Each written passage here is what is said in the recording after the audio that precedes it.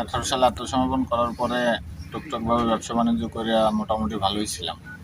পরে 5ই আগস্টের পরে মনে করেন যে অনেক হয়রানি হইলাম, মামলা খাইলাম, জেল খাটলাম। তারপরেও মানে অনেক চেষ্টা করছি থাকার জন্য, সুন্দরবনে যাওয়ার জন্য মানে কোনো ইচ্ছেই ছিল না। পরবর্তীতে বাধ্য হয়ে গেছি, যাতে উপরে থাকতে পারিনি। এখন মনে করেন আবার আত্মসমর্পণ করলাম যখন সুযোগ পাইলাম, যে স্যাররা বললো যে তারা ভালোভাবে থাকতে পারবো, কোনো হয়রানি হবে না। এই প্রস্তুতি পাইয়ে আবার আত্মসমর্পণ করলাম। কতজন সদস্য? অস্ত্র কয়টা? 5টা। আর এই কত বছর আপনি এই সুন্দরবনে ছিলেন? এই যে 1 বছরের মতো। আর এর আগে? আগের বার ওই রকম 1 বছরের মতো ছিল। এখন আপনারা কি চান? সরকারের কাছে কি চান? সরকারের কাছে চাই আমাদের এই কেস মামলাগুলো নিষ্পত্তি করে দিক, আর আমরা যাতে মনে করেন হয়রানি না হই। বিভিন্ন থানায় মানে মামলা হয়, আমনগঙ্গা থানার মামলা হয়, দেখা গেছে রামপাল থানায়, ডাকুব থানায়। এগুলো একটু সরকার যাচাই বাছাই করে যাতে এই মামলাগুলো না হয়, এটা একটু যাচাই, যেহেতু অপরাধ করে যাচাই বাছাই করে একটা মামলা হোক। কিন্তু অপরাধ ছাড়া জানি কোনো মামলা নয়, এদিকে যদি সরকার মনে করেন একটু সুনজর রাখে, আমরা ভালো থাকতে। 6টা বাহিনী ছিল, 5টা আছে, সবাই করবে, সবাই মানে দেখবে আর কি। অনেকে তো মনে করেন আসলে আয় না এখানে ভয়তে যে কিনে কি হয়, এজন্য যখন দেখবে যে না আমি আসছি, কোনো সমস্যা হয় নাই, সেক্ষেত্রে সবই চলে আসবে, কেউ থাকবে না। বড় জাহাঙ্গীর বাহিনী আছে, ছোট জাহাঙ্গীর বাহিনী আছে, দুলাভাই বাহিনী আছে, শরীফ আছে। আপনি সুমন ভাই?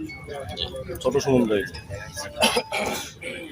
না, তখন তো এরকম মনে করেন যে আপনার বলছে কেস মামলা চলে যাবে, কিন্তু শুধু একটা মামলায় মানে তারা যে মামলাটা দিচ্ছে ওই মামলাটা নিষ্পত্তি হয়েছে, বাকি কোনো মামলা নিষ্পত্তি করে নাই।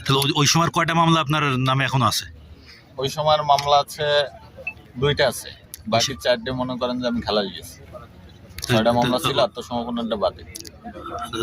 দুইটা মামলা এখনো চলমান আছে, আপনি নিয়মিত হাজিরা দেন যায়? হ্যাঁ। আর এই 1 বছরে মামলা কয়টা হয়েছে? এই 1 বছরে 5ই আগস্টের পরে একটা হয়েছে। ঠিক আছে, তাহলে ঠিকমতো থাকতে পারি নাই, তারপর মামলা খাইলাম, মামলা খাই জেল খাটলাম, তারপরেও আইয়ে থাকতে পারি নাই। কয়টা অস্ত্র দিয়ে আত্মসমর্পণ করছে? 5টা। দেশি অস্ত্র সব। আপনার বাসা কোথায়? আমার বাসা দয়মনি। জানতে চাচ্ছি যে আসলে আমি 5 তারিখের পরে মনে করেন যে অনেক হয়রানি হয়েছি। তারপরে ব্যবসা বাণিজ্য টুকটাক যা করতাম সবই বন্ধ হয়ে গেছে।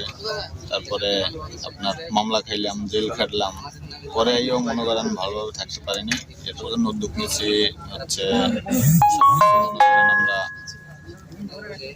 সরকারকে বললাম, সে প্রস্তুতি দিচ্ছে যে আমরা ভালোভাবে থাকতে পারবো, কেউ ডিস্টার্ব বা হয়রানি করবে না। আগে যেভাবে কাজকাম করতাম, ব্যবসা বাণিজ্য করতাম, ওইভাবে করে পেশায় ছিলাম মনে করেন 5ই আগস্টের পরে আমার পরে অনেক অত্যাচার আসে। মনে করেন ওসি মোবারককে দিয়া আমাকে 2টা মামলা দেওয়া হয়, মধ্যে পাশ থাকা অবস্থাও আমাকে 2টা মামলা দেওয়া হয়। এই মামলার কারণে মনে করেন আমি দিন রাত অচনশীল হয়ে মনে করেন 12 সালের অবস্থা যদি রোডে না বাড়িতে পারি, তাহলে তোমার মনে করেন রুজি রুটি বন্ধ। এই অবস্থা মনে করেন অনেক বিরক্ত হওয়ার পরে মনে করেন আমার এই পথে আসে। এখন সরকার সুযোগ দিচ্ছে, এই জন্য মনে করেন এই পথে আইসে যে কতদিন থাকলেন? 1 বছর। 1 বছরে 1 বছরে আপনার কি কি উপকার হয়েছে, বা সেই সমস্যাগুলোর সমাধান কি দিয়ে হয়েছে, কিভাবে হয়েছে? কোনো সমস্যার সমাধান হয় নাই, আর মনে করেন দিন দিন সমস্যা বাড়ছে, মানে জীবনের কোনো সিকিউরিটি ছিল না। এই জন্য মনে করেন আমরা নিজেরা সুযোগ পাইছি, বা সরকার থেকে সুযোগ আসছে, এই জন্য আমরা মনে কাছে চলতে লোকজন ধরছে। এটা বিস্তারিত মানে লোকজন ধরে কি করছে?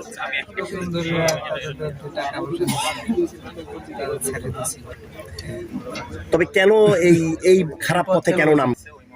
মামলা আছে, মামলা টেলি পলাপলি, মানুষের চাপ।